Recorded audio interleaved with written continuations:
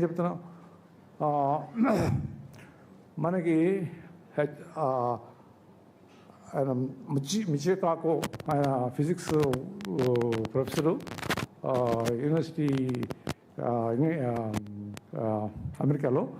ఆయన చెప్తాడు, రాబోయే రోజుల్లో మనం ఒక చిప్ని కంటిలో పెడతారంట.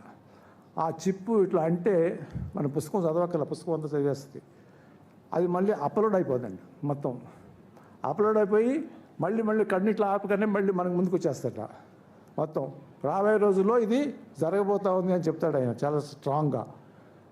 అలానే మనకి ఆర్టిఫిషియల్ ఇంటెలిజెన్స్లో ఏమంటారు, ఇప్పుడు మన గొర్రెలు మేకలు మనం అంతా పెంచుకుని తింటాం. రేపు అవసరం లేదు, ఒక సెల్లు 2 సెల్లు తీసుకెళ్ళి ల్యాబొరేటరీలో పెట్టేసేసి గొర్రెలు పెంచుతారంట, గొర్రెలు పెంచుతారంట. ఇది చెప్తారు. ఆర్టిఫిషియల్ ఇంటెలిజెన్స్ గురించి చెప్తా ఉన్నాం ఇప్పుడు అంతా కూడా. ఇవే కాదు, చివరిగా ఇవన్నీ కూడా ఎవరెవరు ఏం చెప్పారో సెకండ్ నేను చెప్పినట్టు రాలేదు. ఎవరెవరు ఏం చెప్తున్నారు ప్రపంచంలో ఇప్పుడని ఆ చాప్టర్లో పెడుతున్నాను. నాకు లేటెస్ట్గా తెలిసింది ఏంటంటే, ఇది ఇంకొక 5-6 సంవత్సరాల్లో మనకి రాబోయేటటువంటి మార్పు, లేకపోతే రాబోయేటటువంటి కొత్త ఇన్వెన్షన్ ఏంటంటే, మనం ఇంకొక 50 సంవత్సరాలు ఎట్లా బతకొచ్చు అనేటటువంటి దానికి మెకానిజం వచ్చేస్తట. అది కూడా చంద్రబాబు గారు ఇంకో 50 సంవత్సరాలు మీ అబ్బాయి బాధపడతాడు మీరు కనుక 50 సంవత్సరాలు ఇంకా బతికామంటే.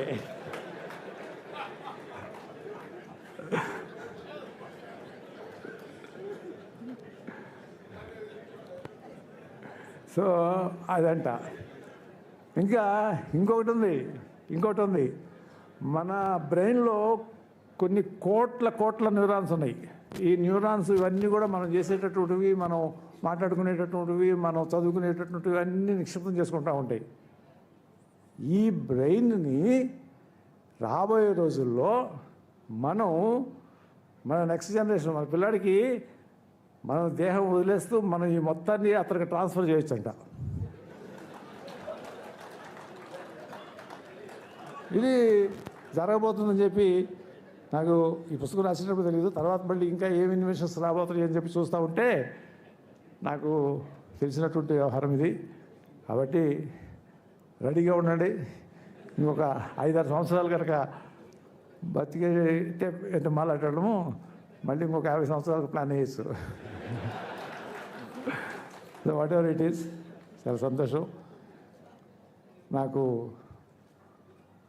తృప్తిగా ఉంది. ఇవాళ 4 పుస్తకాల గురించి చెప్పుకున్నాను. నేను 30 సంవత్సరాల తర్వాత వేదికెక్కినా మంచి ఉపన్యాసం చేశారని చెప్పి నేను అనుకుంటున్నాను. నాకు నిర్మలా సీతారామన్ గారు అంటే చాలా గౌరవం.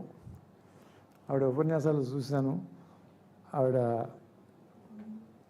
స్పోక్స్మెన్గా చూసేవాళ్ళము. నిక్కచ్చిగా ఉంటారు. అది నాకు నిక్కచ్చి. మా నరేష్ చెప్తాడు, లాస్ట్ టైం ఇక్కడికి వచ్చినప్పుడు ఆవిడతో ఫైట్ చేశాము, కానీ ఆవిడ నోట్ చేసుకుంది, మళ్ళీ రిమైండర్ కూడా అక్కర్లేదు, వెళ్ళిన తర్వాత 1 2 3 4 5 టకటకటక అయిపోయింది అన్నాడు. ఇక్కడ ఏదో ఆర్గ్యూ చేసాము, కానీ అక్కడికి వెళ్ళిన తర్వాత ఆవిడకి నచ్చితే టక్ అయిపోయింది. That is how leader should be.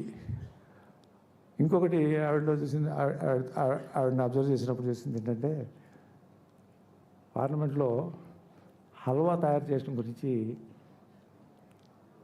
చెప్పారు. ఒక ఎమోషనల్ కనెక్షన్ అది. మేము 11 సంవత్సరాలు పార్లమెంట్లో ఉన్నా మాకు తెలియదు హల్వా ఎందుకు తయారు చేస్తారు అది. ఆ హల్వా తయారు చేసేటప్పుడు వాళ్ళ మనోభావాలు కానివ్వండి, వాళ్ళ కార్యక్రమం కానివ్వండి, ఆవిడ వివరిస్తూ ఉంటే అప్పటి వరకు ఎంపీలుగా చేసినటువంటి వాళ్ళకి ఎవరికి చాలామందికి తెలియదు అది.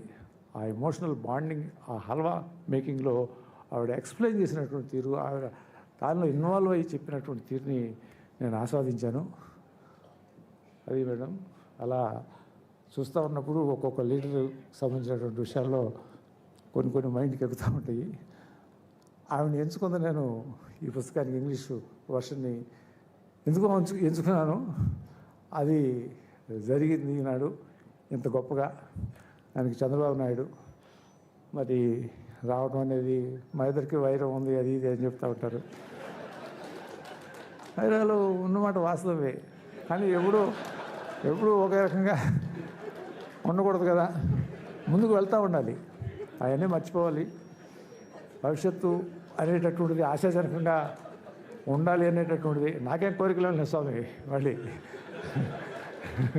నేను వదిలేశాను, నేను హ్యాపీగా ఉన్నాను. నా చెప్పాడు కదా, భరత్ చెప్పాడు కదా, చాలా జాలీగా ఉంటాడు డాక్టర్ గారు, మేమంతా కూడా అట్లా ఉండాలని చెప్పి ముందే భరత్ చెప్పాడు. భరత్ అబ్జర్వ్ చేసినందుకు ఐఎమ్ వెరీ హ్యాపీ భరత్.